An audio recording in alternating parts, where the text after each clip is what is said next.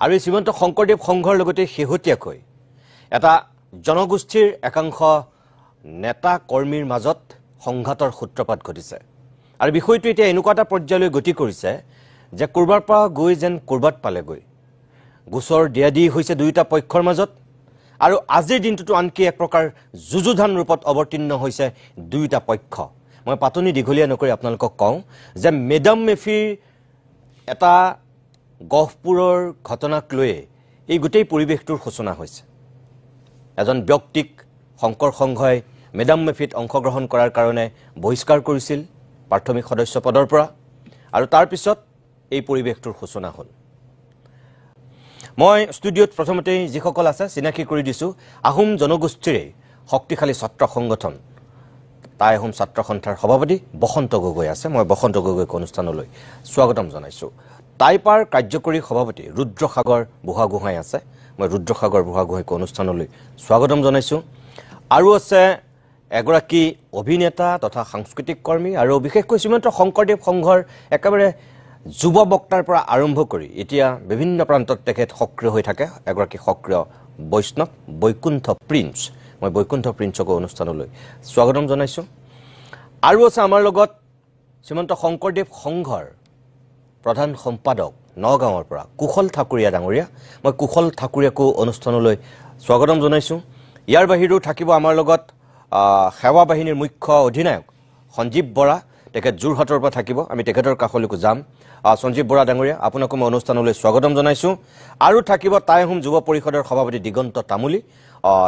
তেখেতকো মই অনুষ্ঠানলৈ স্বাগতম জনাই লৈছো প্ৰথমতে মই আপোনালোকক এটা দৃশ্য দেখুৱাই ল'ব বিচাৰো কালি আৰু আজি ইমান যে পৰিৱেশটো উত্তপ্ত হৈছে গৰম হৈছে কিয় হ'ল সংবিধান শ্ৰীমন্ত শংকৰদেৱ সংঘৰ আত্মা সেই সংবিধানখনক টাইপাৰ একাংশ সদস্যই সোণাৰীত কালি দাহ কৰিছিল যিসকলে দেখা নাই অকণমান চাওক আপোনালোকে সেই ভিডিঅ'টো আমাৰ তাত আছে যিহেতু এইখন আছিল শ্ৰীমন্ত শংকৰদেৱ সংঘৰ সংবিধান আৰু একাংশই প্ৰতিবাদ কৰিছিল এয়া লিখা আছে সংবিধান দাহ শ্ৰীমন্ত শংকৰদেৱ সংঘৰ আৰু টাই আহোম যুৱ পৰিষদ টাইপাৰ উদ্যোগতেই এই কামটো কৰা হৈছিল তাৰ পিছত আজি থানাই থানাই শ্ৰীমন্ত শংকৰদেৱ সংঘই টাইপাৰ বিৰুদ্ধে গোচৰ তৰিলে অসমৰ ইমূৰৰ পৰা সিমূৰলৈ সকলো শংকৰদেৱ সংঘৰ নেতা কৰ্মী ভক্ত সকলো ওলাই আহিল এয়া আজিৰ পৰিৱেশ এই মুহূৰ্তত যে আপোনালোকে দেখিছে এয়া কৰবাত গোলাঘাট কৰবাত যোৰহাট বা বিভিন্ন প্ৰান্তত আজি এই পৰিৱেশটোৰ সূচনা হ'ল তাৰ পাছত টাইপায়ো সংবাদমেল সম্বোধন কৰিলে গুৱাহাটীতো আনকি সোণাৰী বা অসমৰ বিভিন্ন প্ৰান্তত তেখেতসকলৰ যিখিনি বক্তব্য মই আৰম্ভণিতে আপোনালোকক দেখুৱাই ল'ব বিচাৰো যে শ্ৰীমন্ত শংকৰদেৱ সংঘৰ যিগৰাকী আমাৰ লগত আছে পোনপটীয়াকৈ কুশল ঠাকুৰীয়া তেখেতে সংবাদ মাধ্যমৰ আগত যোৱা কিছুদিন ধৰি সংঘৰ স্থিতি স্পষ্ট কৰি আছে যেটো ভুল ভুল বুলি কৈছে আৰু যিখিনি শুদ্ধ শুদ্ধ বুলি কৈ আছে এই বিষয়টোৰ ক্ষেত্ৰতো তেখেতৰ যেটো বক্তব্য অকণমান চাওকচোন আপোনালোকে আৰু যিগৰাকী সেনাধিনায়ক সঞ্জীৱ বৰা সেৱা বাহিনীৰ তেখেতেও এই বিষয়টোক লৈ বক্তব্য দিছে মই দুয়োগৰাকীৰ বক্তব্য একেলগে আপোনালোকক দেখুৱাব বিচাৰো টাইপা আমাৰ অভিভাৱক নহয় টাইপা আমাৰ অভিভাৱক নহয় তেওঁলোকে আমাক সংবিধান সংগঠন আৰু কিবা কালিলৈ আকৌ কিবা এটা ক'ব আমি তেওঁলোকৰ মতে চলিম তেওঁলোকৰ মতে আমি চলা কথা নাই সংবিধান সংশোধন কৰিব লাগিলে আমি নিজাববীয়াকৈ আমাৰ যেতিয়া প্ৰয়োজন হ'ব আমি সেই মতে কৰিম কোনোবাই যদি উজনি অসমখনৰ দায়িত্ব দিছে যে ইয়াত তেওঁলোকে যি ইচ্ছা তাকে কৰিব পাৰিব তেতিয়াহ'লে মোৰ ক'বলগীয়া কথা নাই কিন্তু আমি আমাৰ কাৰ্যসূচী আমি নিৰন্তৰ গতিত চলাই যাম আমাৰ কি হয় পৰিস্থিতি সেইখিনি সময়ত দেখা যাব যে আমি কাৰো লগত আমি প্ৰতিযোগিতাত অৱতীৰ্ণ নহওঁ কাকো আমি চেলেঞ্জ নকৰোঁ আমাৰ নিয়মীয়া গতিতে আমাৰ অনুষ্ঠানবিলাক চলি থাকিব আমি কৰিম যিখন সংবিধান মহাপুৰুষ মাধৱদেৱৰ অপূৰ্ব সৃষ্টিৰাজি ইয়াত সন্নিৱিষ্ট হৈছে গুৰু দুজনাৰ অপূৰ্ব বাণীসমূহ ইয়াত লিপিবদ্ধ হৈছে এনে এখন পবিত্ৰ সংবিধান আজি সোণাৰী মাজমজিয়াত চৰাইদেউ জিলাৰ সোণাৰী মাজমজিয়াত টাইপা নামৰ এটা সংগঠনৰ কেইজনমান কৰ্মীয়ে ইয়াতে দাহ কৰা পৰিলক্ষিত হৈছে আৰু এই গোটেই দাহ কৰা গোটেই পৰিৱেশটোৱে আচলতে অসমীয়া সমাজ জীৱনৰ কাৰণে এটা অক্ষণীয় সংকেত তেওঁলোকে আজি আনিছে মেডাম মেফিৰ প্ৰতি শংকৰদেৱ সংঘৰ কোনো ধৰণৰ বিদ্বেষ ভাৱ নাই বা ইয়াৰ প্ৰতি কোনো ধৰণৰ আমাৰ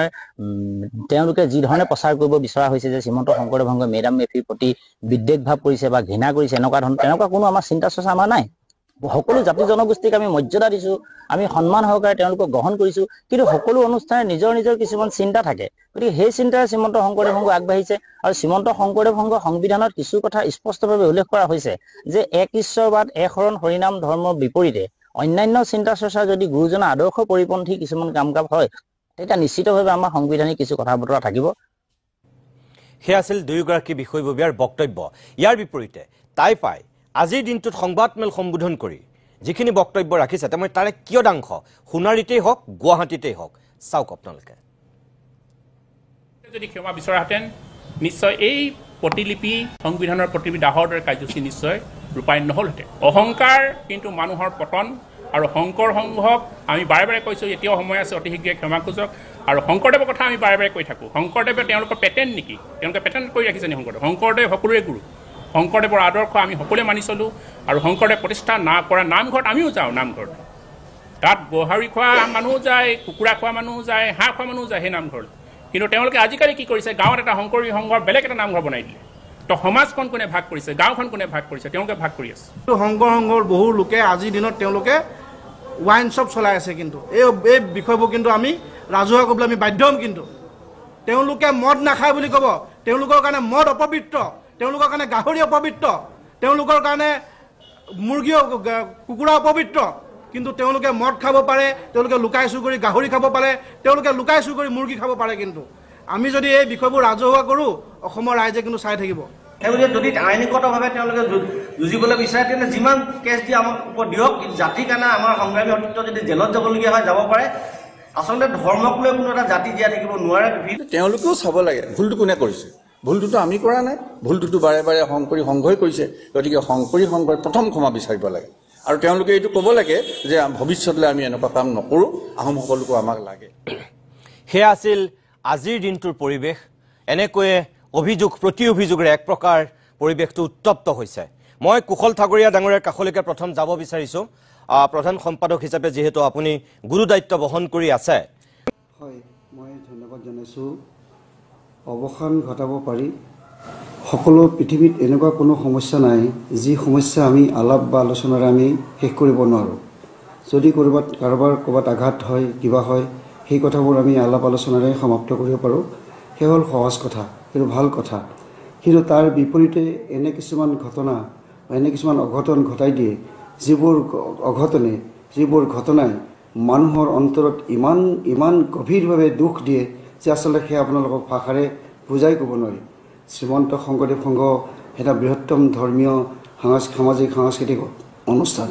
এই অনুষ্ঠানটোৱে ৯৪ বছৰ ধৰি জনসমাজত কাম কৰি আছে, এটা আধ্যাত্মিক পৰিৱেশ দিবৰ কাৰণে চেষ্টা কৰি আছে মহাপুৰুষ শংকৰদেৱ গুৰুজনাৰ আদৰ্শৰে। এতিয়া আমি এখন সমাজ পাতিছোঁ, এই সমাজখনৰ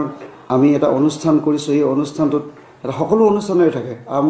আমাৰ এই অনুষ্ঠানটোৰো এখন সংবিধান আছে, যাতে আমি অনুষ্ঠানটো বা আমাৰ লক্ষ্য আৰু উদ্দেশ্য খুব সুন্দৰভাৱে আগবঢ়াই লৈ যাব পাৰোঁ। আমাৰ কোনো বেমেজালি নোহোৱাকৈ যাতে লৈ যাব পাৰোঁ, তেনে চিন্তা চৰ্চাৰে আমাৰ অনুষ্ঠানটো এখন সংবিধান কৰিছোঁ। সকলোৱে হয়তো এনেধৰণেৰে কৰে। যেতিয়া সেইখন সংবিধান সংঘৰ সংগীসকল সদস্যসকলৰ হিয়াৰ কুটুম আপোন সেইখনক যেতিয়া জ্বলাই দিব, জীৱন্তে শ্ৰীমন্ত শংকৰদেৱ সংঘৰ সদস্যসকলক জীৱন্তে জ্বলাই দিয়া হ'ল ৰাজপথত। এয়া তাতকৈ আৰু দুৰ্ভাগ্যজনক কথা পৃথিৱীত যে কিবা আছে মই নাজানো। আমাৰ কিমান মানুহে হিয়া ঢাকুৰি কান্দিছে। কি কথা আছিল বাৰু তাত? এনেধৰণৰ কথা আছিল নেকি যে সেইখন জ্বলাই দিলেহে তেওঁলোকে শান্তি পাব, আৰু সেইখন জ্বলাই নিদিয়ালৈকে তেওঁলোকে অশান্তিত থাকিব আৰু কাৰোবাক বাধ্য কৰাব? কাক বাধ্য কৰাব কওকচোন? কাক বাধ্য কৰিবৰ কাৰণে এনেধৰণৰ কাম কৰিছে? কিহৰ কাৰণে এনেধৰণৰ কথা আহিছে? আমি কি শ্ৰীমন্ত শংকৰদেৱ সংঘৰ সংগী?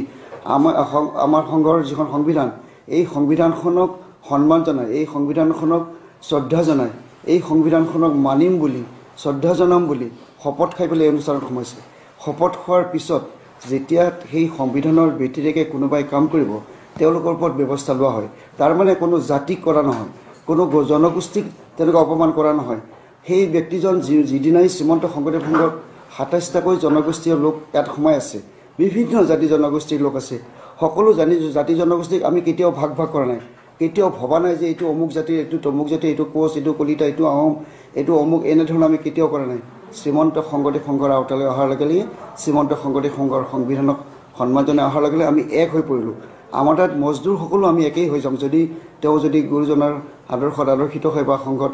শৰণ লয় তেনেহ'লে আমি সকলো এক হৈ যাম আমি কেতিয়াও ভাগ নকৰোঁ তেনে ক্ষেত্ৰত তেখেতসকলে ক'ব খুজিছে যে আমি এটা অনুষ্ঠানক আমি অপমান কৰিছোঁ বুলি ক'ব খুজিছে আমি কোনো কাৰণে অপমান কৰা নাই সেইগৰাকী ব্যক্তিক ধৰিব লাগে আচলতে সেইগৰাকী ব্যক্তিক তেওঁলোকে ক'ব লাগিছিল যে আপুনি আহোম মানুহ হৈ পেলাই আপুনি কিয় তালৈ গৈছে তেওঁৰ ওপৰতহে ব্যৱস্থা ল'ব লাগিছিল শ্ৰীমন্ত শংকৰদেৱ সংঘৰ ওপৰত ব্যৱস্থা ল'ব নালাগিছিল কাৰণ শ্ৰীমন্ত শংকৰদেৱ সংঘই তেনেধৰণৰ কোনো কথা কোৱা নাই আমি মহাপুৰুষ শংকৰদেৱ গুৰুজনাৰ আদৰ্শৰে আমি শাস্ত্ৰসন্মতভাৱে যিখিনি নীতি নিয়ম কৰা হৈছে সেই নীতিৰ ভিতৰত আমি সেই নীতিৰ ভিতৰতে আমি থাকিবৰ কাৰণে চেষ্টা কৰি আছোঁ গতিকে আমি বহুত দুখ পাইছোঁ অত্যন্ত দুখজনক ঘটনা অত্যন্ত নিন্দাজনক ঘটনা যে এনে এটা বৃহত্তম ধৰ্মীয় অনুষ্ঠানৰ মূল যিখন সংবিধান যিখনক লৈ আমি শিৰত লৈ পেলাই আমি চলি আছোঁ শ্ৰীমন্ত শংকৰদেৱ সংঘৰ সংগীসকল চলি আছে সেইখনক জীৱন্তে জ্বলাই দিয়া হ'ল তাৰমানে আমি শ্ৰীমন্ত শংকৰদেৱ সংঘৰ সকলো মানুহকে জীৱন্তে জীয়াই জ্বলাই দিয়া হ'ল ৰাজপথত দুৰ্ভাগ্যজনক কথা গতিকে মই অনুৰোধ জনাইছোঁ আপোনালোকক আজি মই অনুৰোধ জনাইছোঁ এই বিষয়ে যাতে আৰু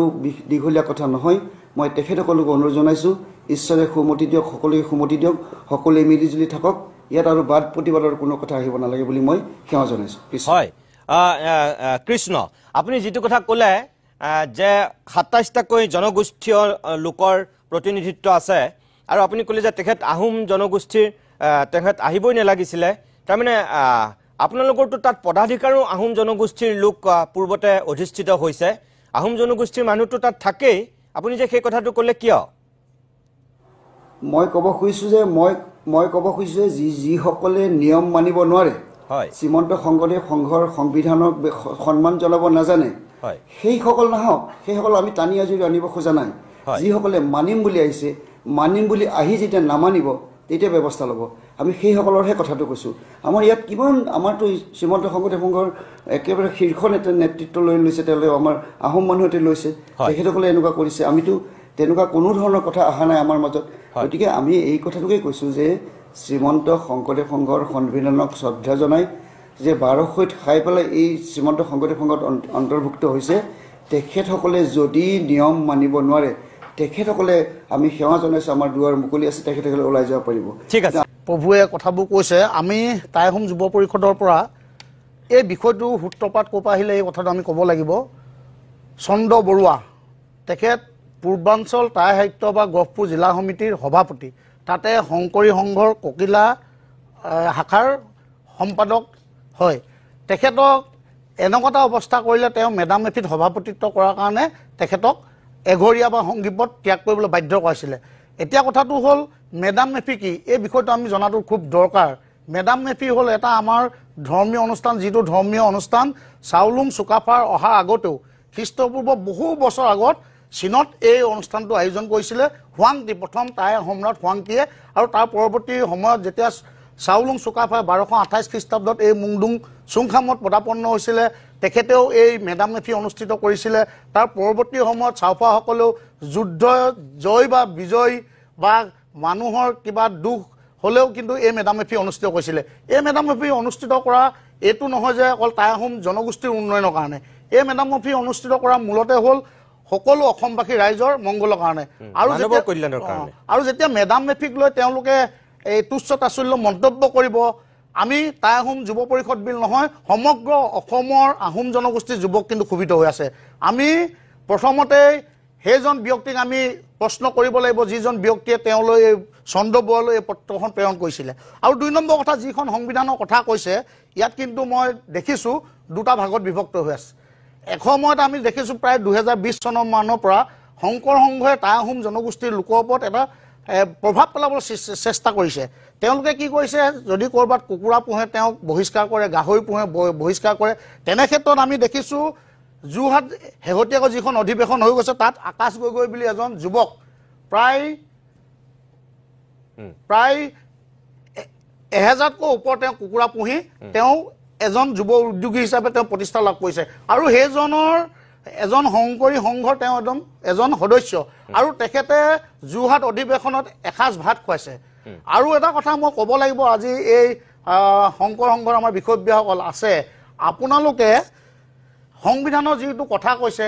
ধনী দুখীয়া আমি এটা বিভেদ দেখিছোঁ আমি কৈছোঁ যে আপোনালোকে ধনী দুখীয়া এই বিভেদবোৰ অঁতৰাই আৰু সকলো জাতি জনগোষ্ঠীক সমন্বয় ৰাখিবলৈ চেষ্টা কৰক আজি টাই আহোমসকলৰ এই সংবিধানখন যিখন প্ৰতিলিপি দাহ কৰিছে তাত কিন্তু আমি টাই আহোম যুৱ পৰিষদৰ ক'ৰবাত নহয় ক'ৰবাত আমাৰ নিৰ্ভীকৰণত আমাৰ অলপ দুখ লাগিছে নলগা কথাটো নহয় কিন্তু আমাৰ সংগ্ৰামী সতীৰ্থসকলে কিয় কৰিব লগা হৈছে এই বিষয়টো যদি আজি দুদিন তিনিদিনৰ আগতে যদি সমাধান হৈ যায় হয়তো এই বিষয়টো ইমান ডাঙৰ নহয় তাৰমানে আপুনি ক'ব বিচাৰিছে যে আপোনালোকৰ ফালৰ পৰা যেহেতু কৈ থকা হৈছিল আপোনালোকৰ সভাপতিয়েও কৈছিল যে এই কামটোৰ কাৰণে ক্ষমা খোজক আৰু দৰকাৰ হ'লে সংবিধানখন সংশোধন কৰক সংবিধানখনটো এনেকুৱা নহয় যে সংশোধন কৰিব নোৱাৰে আপোনালোকে সেইটো কথা কৈ আছিল গতিকে তেখেতসকলে যেহেতু সংবিধানৰ দোহাই দি এই কথাখিনি ক'লে বা আজিও কুশল ঠাকুৰে কৈছে যে আপোনালোকৰ কথা শুনি সংবিধান কিয় সংশোধন কৰিব তেওঁলোকেতো নিজৰ এটা তেওঁলোকৰ অনুষ্ঠান যেনেকৈ পৰিচালিত হৈছে তেওঁলোকৰ অনুষ্ঠানৰ ভিতৰুৱা সিদ্ধান্ত সেইটো কাৰোবাৰ হেঁচাত কেতিয়াও সংবিধান নাযাব আপোনালোকে সেই তাৰ খঙতে সংবিধানখন জ্বলাই দিলে নহয় সংবিধানৰ প্ৰতিলিপি আমি দাখ কৰিছে আৰু এটা কথা মই ক'ব বিচাৰিছোঁ হয় ঠাকুৰে ডাঙৰীয়া মই যাম শংকৰদেৱৰ জন্ম হৈছে 1449 চনত আৰু তেখেতে 1490 চনৰ পৰা 1930 চনলৈ শংকৰদেৱৰ নামত অসমৰ প্ৰত্যেকটো জাতি জনগোষ্ঠীয়ে শংকৰদেৱক শ্ৰদ্ধা কৰি আহিছে এতিয়া কৈছে আৰু ভৱিষ্যত দিনতো কৰিব কিন্তু শংকৰদেৱৰ নাম লৈ এতিয়া তেওঁলোকে এটা অনুষ্ঠান কৰিছে আমি অনুষ্ঠানটোকো শ্ৰদ্ধা কৰোঁ কিন্তু অনুষ্ঠানটোৰ বাহিৰৰ প্ৰতি অকল টাই আহোম জনগোষ্ঠীৰ লোকক তেওঁলোকে টাৰ্গেট কৰি লৈছে আমাৰ যি বিবাহ বাৰ্ষিক বা যোনটো আমাৰ সকলম বিয়া অনুষ্ঠিত হয় সেই বিয়াটো তেওঁলোকে বিয়া খাবলৈ যোৱাৰ কাৰণে মানুহক এঘৰীয়া কৈছে তেতিয়া সেই শংকৰী সংঘৰ পদাধিকাৰী আছিলে কমলাকান্ত গগৈ আমাৰ টাই আহোম জনগোষ্ঠীৰ তেখেতৰ লগত আমি শুনাইত আলোচনাত মিলিত হৈছোঁ আৰু তেওঁলোকে প্ৰতিশ্ৰুতিবদ্ধ হৈছিলে যে ভৱিষ্যত দিনত টাই আহোম জনগোষ্ঠীৰ লগত আমি কোনো এনেকুৱা তুচ্ছ-তাচ্ছিল্য মন্তব্য নকৰোঁ পুনৰবাৰ এনেকুৱা তুচ্ছ-তাচ্ছিল্য মন্তব্য কৰাৰ কাৰণে টাই আহোম জনগোষ্ঠীৰ যুৱকসকল টাই আহোম জনগোষ্ঠীৰ লোকসকল কিন্তু ক্ষোভিত আছে আৰু এই কথাখিনি যদি সোনকালে যদি শেষ নকৰে পৰৱৰ্তী সময়ত কিন্তু ইয়াৰ প্ৰত্যুত্তৰ টাই আহোম যুৱ পৰিষদ নহয় টাই আহোম জনগোষ্ঠীৰ লোকে দিবলৈ কিন্তু সাজু আছে ঠিক আছে বাৰু মই ধন্যবাদ জনাইছোঁ আপোনাক বাকীসকলৰ কাষলৈ আহিম দুগৰাকীৰ বক্তব্য আপোনালোকে শুনিছে মই পুনৰ কৈছোঁ যে শ্ৰীমন্ত শংকৰদেৱ সংঘৰো 3গৰাকী বিশেষ ব্যক্তিক আমি অতিথি কৰিছোঁ আৰু আহোম জনগোষ্ঠীৰো 3টা সংগঠনৰ 3গৰাকী নেতাক আমি আজিৰ অভিমতৰ অতিথি কৰিছোঁ এই 6গৰাকী ব্যক্তিৰ ভিতৰত 2গৰাকীয়ে কৈছে বাকী 4গৰাকীৰ কাষলৈ যাম তাৰ আগতে অকণমান সময়ৰ কাৰণে বাণিজ্যিক বিৰতি লৈ লৈছোঁ